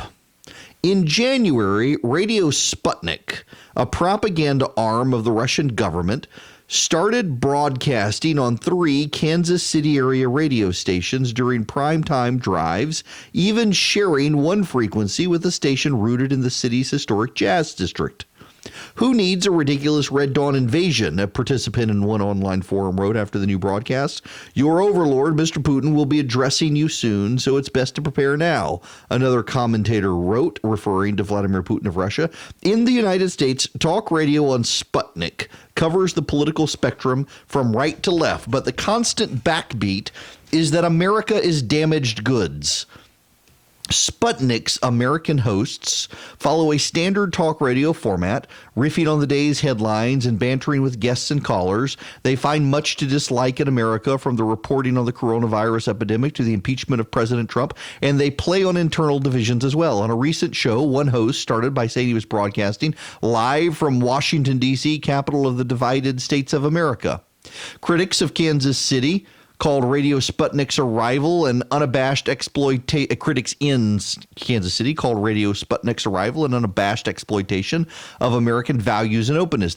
Those behind the deal defended it as a matter of free speech and a simple business transaction. Peter Chartel, the owner of Alpine Broadcasting Corporation of Liberty, Missouri, the company airing Sputnik in Kansas City, said that he started the broadcast on January 1st, both because he liked what he heard during a trial run and because he was getting paid. The deal was brokered by RM Broadcasting, a Florida firm that hunts for airtime to sell to Rossiga Sedognia, the Russian state media organization behind Sputnik. Last year, a federal judge ruled against RM Broadcasting's owner, Arnold Feralito, after he sued to prevent the Justice Department from forcing him to register as a foreign government agent. The ruling outraged Mr. Feralito, who said he made his first deal to get Russian state radio on the air in the United States in 2009. They're paying for airtime, and I make a percentage, he said in an interview. I'm not being paid to represent the Russian government. Anyone tuned to Sputnik on 104.7 FM while driving across the historic 18th and Vine district in Kansas City, Missouri, will find that it fades for a few minutes of music from KOJH, a call letters referred to Kansas City's oldest jazz house, before Sputnik takes back over. For years, Anita Dixon, a community organizer, dreamed of creating a radio station built around the music of Count Basie and Charlie Parker, both Kansas City natives, by the way. But Sputnik dominates the same frequency. What was supposed to be a historic jazz station and a historic jazz community is now broadcasting Alex Jones and Sputnik. Ever heard the expression of being sold at the river? That's how it felt. Mr. Chartel disputed the notion Kansas City is getting Sputnik instead of jazz. Radio Sputnik does beam its signal on the same frequency as KOJH, he said, but outside the limited geographic area awarded to the Mutual Music Foundations for the nonprofit low-power jazz station. But she's still upset. Y'all, this is kind of a problem. Do you know what Radio Sputnik is? We have the Voice of America, and we broadcast in on shortwave radio to countries. We air it in multiple languages, and it was always a fairly good news service, the Voice of America. When I grew up in Dubai in the 1980s, I had a shortwave radio. I loved shortwave radio when I was a kid. And you could get the BBC, you could get Canadian Broadcasting Corporation, the CBC, you get the BBC, the British Broadcasting Corporation. You could get Radio Moscow. Radio Moscow was the propaganda arm of the Soviet Union. Radio Moscow would spread fear across the planet and have you believe that everything was hunky-dory in the Soviet Union. After Chernobyl, it was Radio Moscow that was broadcasting the propaganda that it was all an American plot to sow division in Russia. Well, when the Soviet Union fell, Radio Moscow became Radio Sputnik. It's still the propaganda arm of the Soviet Union. And there are those who hate this country, who live in this country, who will say, well, what's fair is fair. We broadcast the Voice of America. They should be able to broadcast Radio Sputnik here. The moral equivalence of evil. The reality is this is a propaganda arm of Vladimir Putin, and we should all be a little troubled that he's buying up frequencies in the United States. You know, the Voice of America doesn't actually have hubs in Moscow. We broadcast by shortwave radio, and people can pick it up there on shortwave radio. We're not buying up radio stations in Russia to broadcast the Voice of America, but they're doing it here. And we should be really concerned. Also, you've got a number of cable outlets airing Russia Today, the Russian propaganda TV service. I know people who've gone on there. And we really should be concerned that there are Americans who are turning to Russia to get their American news. The people have become so distrustful. And, you know, there's a lot to learn here for the American media, that there is so much to distrust in the American media. There are some people who are willing to turn to Moscow to get straight news. They shouldn't, because Moscow is serving Vladimir Putin's interests. They're not serving the interests of truth any more than the American media is serving truth as opposed to the Democratic Party. There's a problem. But there's another problem here, too. You know, the New York Times has been willing to run propaganda from China. Qatar spends a ton of money on Al Jazeera and the like in this country, and the media gives Al Jazeera a pass. If we're going to be upset about Russia, Sputnik Radio and Russia Today, RT television and the like, shouldn't we be upset about the money Qatar is spending? Because Qatar increasingly is not only hostile to the United States, but aligned with a concerned about Sputnik Radio in the United States.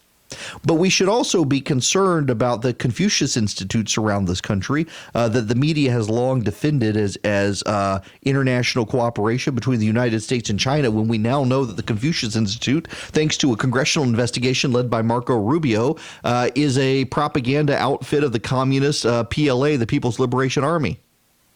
The Chinese have been putting paid editorials in the Washington Post and the New York Times for years. The Washington Post and the New York Times have turned a blind eye to them, and it makes me wonder if Russia Today or Sputnik Radio were willing to advertise in the New York Times. Would the New York Times be taking their money or doing this? Or is it purity because it's Russians, because they blame the Russians for getting Donald Trump elected, but they'll turn a blind eye to the Chinese and the Qataris? None of us should turn a blind eye to any of it, and the problem is that so much of the media has been so badly distorted and is so willing to be distorted that they're only covering half the story. They're not covering the full story. Foreign governments buying up airtime, newspaper pages, and TV to broadcast propaganda to the United States to make you think that your country is broken and their countries are A-OK. They are broadcasting fear, lies, and distortions, but that's what the New York Times does on a daily basis on its front page and in its editorial board. The New York Times, the Washington Post, CNN, MSNBC, and the like have gone so far off the deep end when it comes to Trump derangement syndrome, they can't tell the truth on anything. They spend all their time on the Trumpian soap opera, ignoring the rest of the... And it may be spin, it may be lies, it may be distortions, and it may be inflated. But at least they're telling you about something other than the Trump administration. Now he's under investigation. You won't hear that on CNN. They love the guy, and they're focused on the Trumpian and soap opera. The reason Sputnik News can set up shop in Kansas City is the same reason that the Qatari news outlets can run Al-Qaeda and propaganda pieces. It's the same reason the Chinese can run in the newspapers. It's because nobody trusts the newspapers and the TV stations and the newsrooms of America to get things right. And so they're tuning them out. Their ratings are down. They got to get more money, so they're willing to take their money. And it seeds all sorts of fear and doubt out there. And then they get into all sorts of clickbaity stories because they got to get the clicks. They got to get the clicks to get the money. IG rapidly approaching Earth. Thank God it's almost over. Sweet meteor death is on its way. No, but wait. Is currently traveling towards Earth at a speed of almost 34,000 miles per hour. Secondly, you blow this up, you get a sensational... Most likely won't impact planet Earth. Is that... Except NASA says that's highly unlikely. Media outlets are full of crap, so they're going to go to them and part. Everybody hates each other, and there's a new civil war on the rise. Not on social media, live happy. The world is not falling apart, and the United States is not falling. And people have become sunning the place, Democrat and Republican alike. Is that you people? If you want to improve the country, do that. And why do we need Sputnik today? We got a bunch of commies.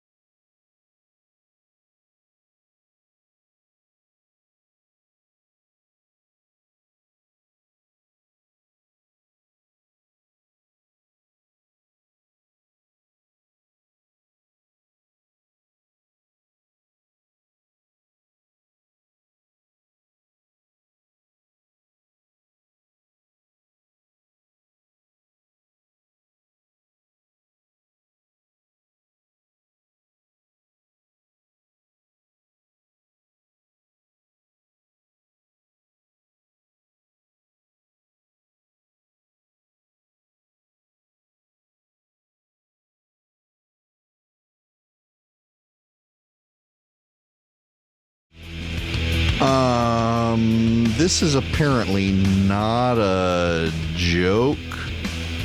There's, you remember Crystal Pepsi? They have come up with a Pepsi engagement ring that's actually made with Crystal Pepsi. This has got to be an April Fool's joke. Who would want it? I have no idea. Okay, nonetheless, we move on. Speaking of the media, by the way, one of the things that they're really outraged about is Stars and Stripes. Stars and Stripes is the magazine of the military. And Defense Secretary Mark Esper on Thursday defended the Pentagon's effort to strip Stars and Stripes of all its federal funding as part of its fiscal year 2021 budget request, telling reporters in Brussels that the independent news organization is not a priority. Pentagon officials acknowledged Wednesday for the first time the budget proposal completely cuts the subsidy that the department provides Stars and Stripes in Iraq and Syria. Now, this is from Stars and Stripes, but the rest of the media is outraged by it. The media works overtime attacking churches and faith-based organizations that get government funding to do nonprofit work. And yet they want government subsidies for themselves. The media is totally okay with government-subsidized National Public Radio, and they're totally okay with government-subsidized Stars and Stripes. But God forbid you let a parent send their bounds when it comes to these issues. When we come back, let's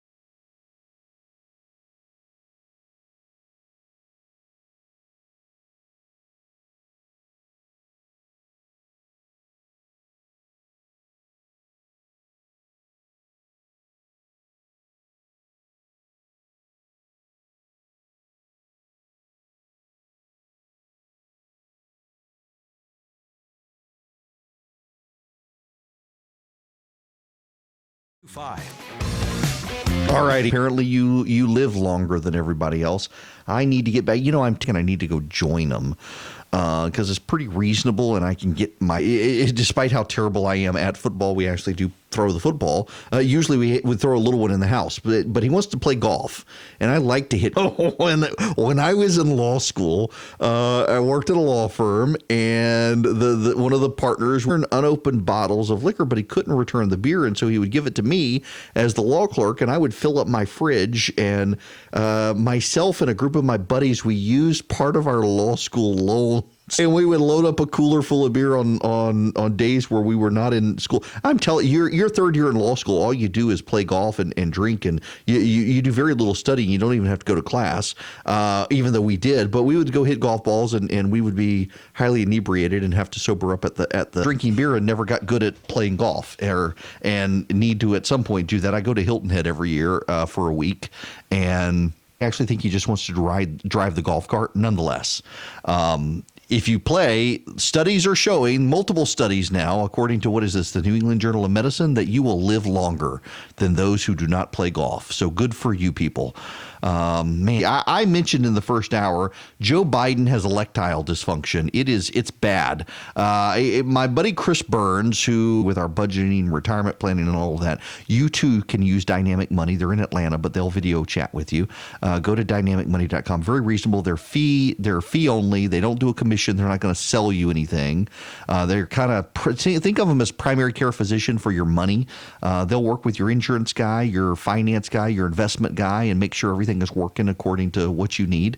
But I digress in that regard. But Chris went on TV, and I gave him a great talking point that has been true of every election since Eisenhower. There has never been a candidate for either party to lose the nomination of that party when they have been up for 22 weeks in the polls.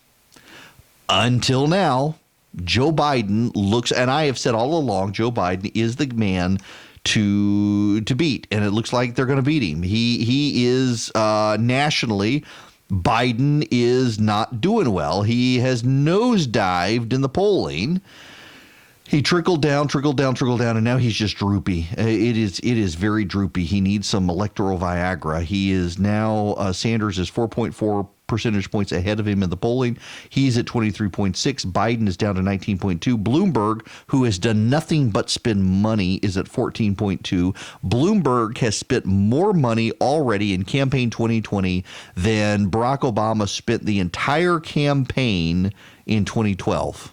That's pretty freaking impressive. Now, Biden, for his part, says he looks forward to heading off into Nevada. And I'm going to get a chance to debate Mayor Bloomberg. I'm going to get a chance to debate him on everything from redlining to stop and frisk to a whole range of other things. Oh, in Nevada, they're going to go have a debate in Nevada. The caucus in Nevada is next week. Well, let me play you some Bernie Sanders. Welcome back to the News Hour. Congratulations. Thank you very much, Judy. So are you now the front runner? I'll let you make that determination. All I know is we're working really hard. We're proud that we won the popular vote in Iowa, won the New Hampshire primary. I think we got a good shot in Nevada and South Carolina. We'll just keep going. And a couple of more from him. And following up on that, you have called for the breakup of ICE and CBP. So what exactly would you do to secure the southern border of the United States of America? Well, we have a lot of good technology out there. I mean, we need to protect the border. We need to do that in a way that does not build walls, that does not separate us from our neighbors.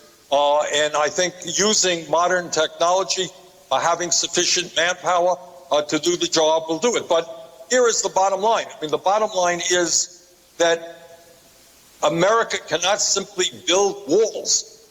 We look foolish to the rest of the world. We look foolish to Mexico, and that is something that I will not do in my administration. So I think the time is long overdue for us to be clear that health care is a human right for all, including, by the way, the undocumented in this country.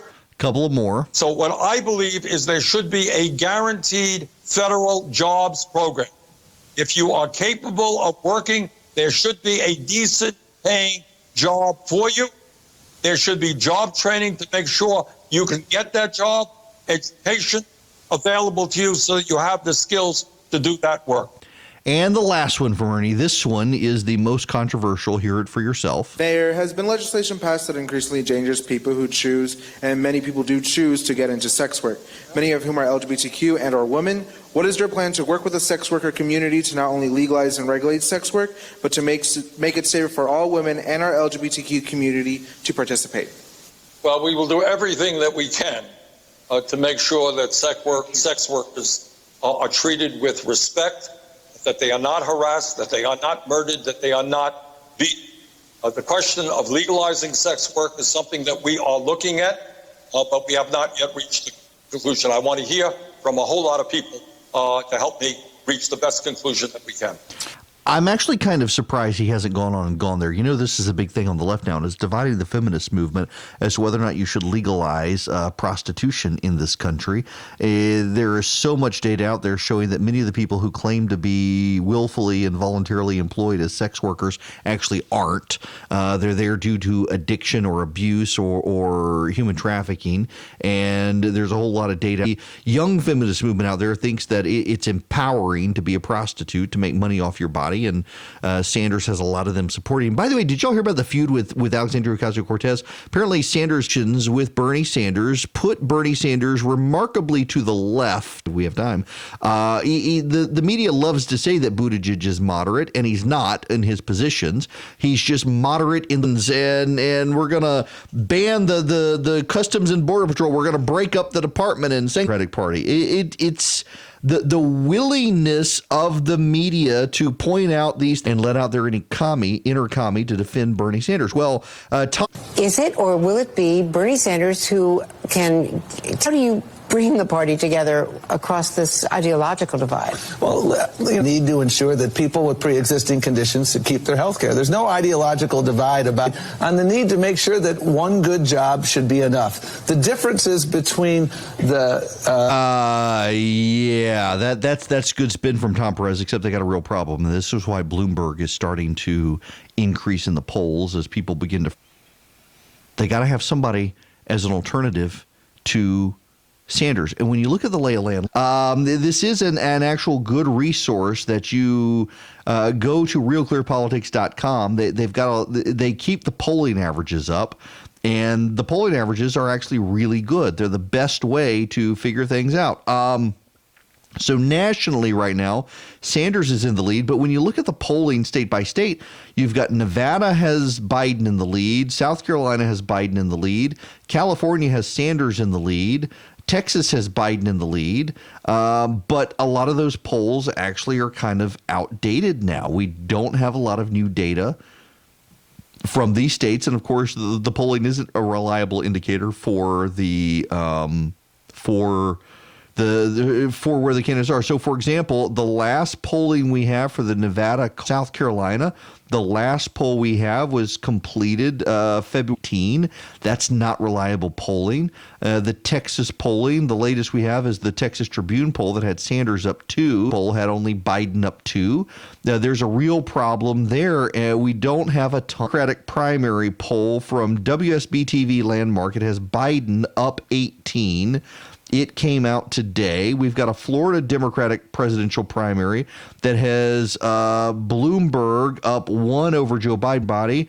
Had a North Carolina poll yesterday that had Biden up 4. You get the point. There's not a ton of state-by-state polling, and the polling that we educate you track record of doing very good polls. The history, we can tell that they've got a game. It's in the ball game. It's always close. For example, the UGA poll they did with the polls, they want to teach their students to vote for Donald Trump in 2016. And we know the outcome of 2016, so the polling should accurately counted Hillary's vote, and they undercounted Donald Trump's vote. You readjust it based on it's not just UGA. So take this North Carolina. It's by High Point. What is High Point? 292 live interview telephones, 808 online interviews. Don't believe the online interviews. You've got to look for people. You got to look for pollsters who do phone calls, not online. You want to do a random sample of phone polls, cell phones, and live numbers, landlines and cell phones. The more cell phone numbers you have, the better off your polling is going to be. That's why Gallup took a break in the presidential polling, because they had screwed up so bad. They took a break, they readjusted, and now they do cell phones. Now, you're sitting out there saying, because I get this all the time, we have calls every time I bring this up. I'm surprised we don't have one right now. We get a call in saying, but I never get a phone call, and how can the polling be right when I've never gotten a phone call? Well, we're a nation of 350 million people, and they're surveying 1,000 people. And if you know anything about statistics, you know that you can survey 1,000 people based on 350 million people and get a pretty good idea of what those 350 million people think based on that 1,000-person survey. And the reason you're not getting a phone call, do you want to get a phone call because Georgia is rapidly becoming a battleground state? I'll tell you how you can get this. You go to your local board of elections and you update your voter registration file, and you make sure on file with the Secretary of State, you're going to start getting polling phone calls. How do I? They're done.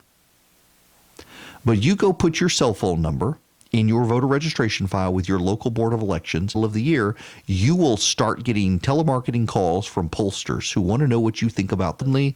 It's amazing how many phone calls you're going to get, and you will hate life and hate the fact that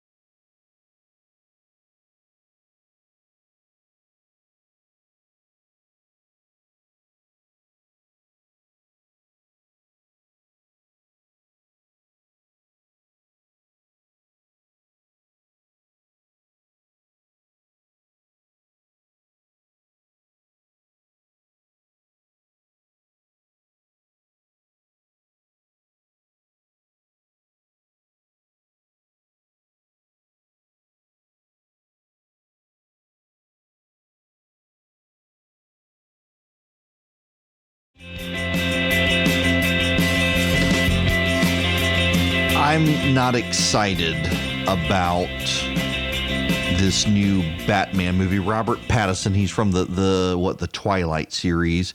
They've released some footage of him in his Batman costume, and I'm waiting for DC to screw it up. It looks like they've modeled him on Netflix's Marvel's Daredevil. If y'all haven't seen, man, if you've got Netflix. Now you need to be older. You need to be 16, or really 18 and up, but 16 be acceptable, I guess. You should watch the first season of Daredevil on Netflix's streaming service. It's phenomenal. You can get it on iTunes as well now. In fact, I bought it off iTunes. It really is phenomenal. It takes faith seriously. Daredevil is a practicing Catholic. The actor who plays Daredevil is a practicing, very devout Catholic, and it takes faith seriously. And it's just a well-done series. And man, the finale, where the bad guy, Kingpin, does a dissertation. I mean, he really does a theological deep dive on Prey movie out now, and it is bad. And it's actually highlighting that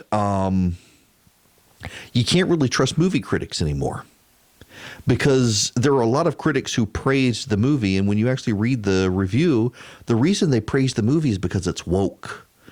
It got woke, and in wokeness we trust. I mean, there are a lot of people in these movie reviews, they give it 2 thumbs up, and they're like, the movie's actually not great, but it's great to see empowered female superheroes undermining the patriarchy. I wish I was making that up. That's paraphrasing one of the movie reviews. And of course, you've got the little emo beta male movie reviewers out there too. It's a feminist masterpiece, and I love it so I can get a date. No, the movie's actually really bad. According to the people who've seen it, it's bad. And you can't trust movie. I mean, a lot of people say you never could trust movie reviewers, but there's always been some movie reviewers you could trust. And Rotten Tomatoes has always been a fairly good aggregator of those reviews, but now you can't even trust it because so many of the movie reviewers are all about woke. Oh, it's a feminist masterpiece, or you've got 2 gay characters in it, therefore it checks the box. It's diverse enough. We can watch it. No, I just want a good movie. I don't want a woke movie. I just want a good plot, and DC's failing on the superhero front.